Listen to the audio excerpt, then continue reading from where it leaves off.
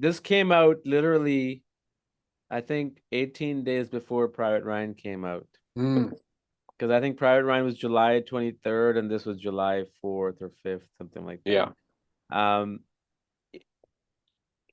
being involved in the, the puppeteer work and the animatronics, and it's one of those films when I was talking to Marshall Harvey, it's a very rarity where you have, combination of puppet work with CGI blend in perfectly. Like very few Mhm. films have done that. Like maybe James Cameron has done that with Terminator.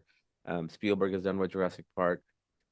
How involved were you with the VFX teams at the time of production in terms of, obviously I'm assuming there would be storyboards at the time of production. This is we're going to get like a full body shot There that will there be, was storyboards, so we sort of it being an Amblin production, there was a lot of the same team that was involved with the Jurassic Park. So we sort of went through it and did the same treatment as we had with the Jurassic Parks.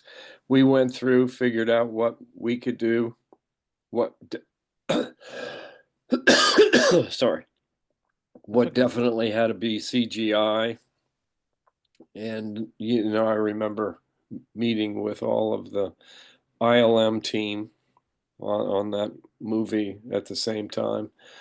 And I think because they weren't real characters, it made it more seamless for them to match what we had done, and match making a toy come to life. Um, it was good for both of us. It was good for the CG. It was good for us because you needed it to make it cool, but it didn't have to be completely real, because it's a toy. Yeah. So that was helpful. There was a lot to do on that movie. There was a lot of shots.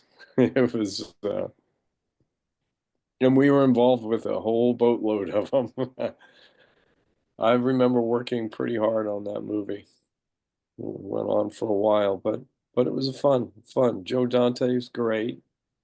Uh, he understood this type of work coming Yeah. from, The Howling and Gremlins. Gremlins.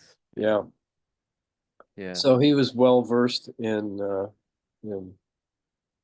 Once I showed him what the bag of tricks was, they were, you know, we need to self-contain for this. We need the blah blah blah for that.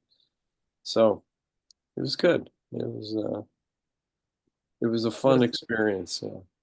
Yeah. No, it was a fun experience watching it. Even again, I watched it recently, um, before I spoke to Marshall, and it still lives up. It still lives up. It may not have done box office wise that well, but it's still a great film. And you mentioned that how there was a lot of work that you had to do. If there was one thing that you can remember that stands out about working on a certain character or just in a scene in particular, were any kind of technical challenges that you guys may have come I across and think the Gwendy character. I hmm didn't have that much I had so much to do with the Gorgonites and the soldiers themselves that those Gwendys were being handled a bit afar, and I hmm didn't have my hands directly on them in the same way. But those they had to do a lot, and I remember that being challenging. I don't remember the exact challenges now, but at the time I remember this being like, oof, there's a lot to do here. yeah. Did you know that there was the marketing campaign behind Small Soldiers was very similar to the marketing campaign of Godzilla at the time that was coming out 2 months before? Did you know No, that? I did not know that. No. Okay. So uh the way the Godzilla movie was promoted from the director of Independence Day, Ronald, I still never know how to pronounce his last name. Is it Emmerich or Emmerich, one or the other? They were all about size does matter, and then DreamWorks promoted it, size doesn't matter. And then one of the cool, and Marshall told me about this, and it is on YouTube. So the very first Godzilla teaser that came out, it was shot in a museum where kids are looking at dinosaur skeletons, and all of a sudden there's this big paw that comes in and the Godzilla comes out. Yeah, I So remember that. according to Marshall Harvey, and this is again on YouTube, DreamWorks hired the same agency, same actors, recreated shot by shot trailer, and instead of the Godzilla foot, it was I think Chip Hazard's foot that comes in.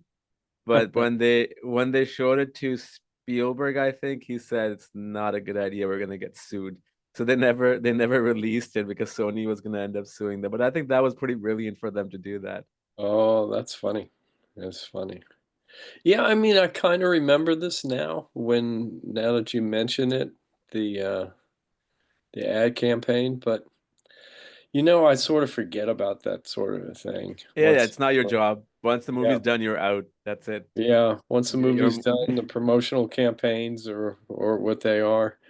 I remember, we designed the boxes and the toy boxes that they came in, and we had a lot to do on that movie, and we manufactured some of the toy boxes, and then I think we turned over the artwork to the art department, and they made a boatload of them to put in the shelves in the store, and it was fun. We had to, we did a few things like on the soldiers. I had these custom made big giant dog tags made with the small mm, soldier symbol on them, the same one that was on their belt buckle.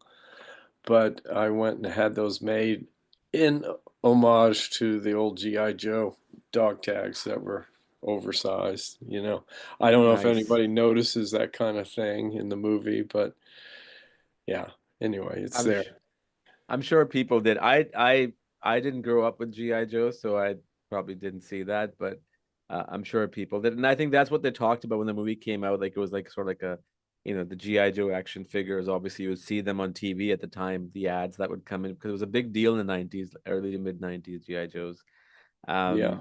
And you talked about you were doing all this miniature work anyways, and any of that sort of miniature or miniatures that transformed over closest to any of the small soldier figures that you see Well, Chip had? it was a lot of the techniques that I had used, we did to build and mold the weapons and the equipment and things like that.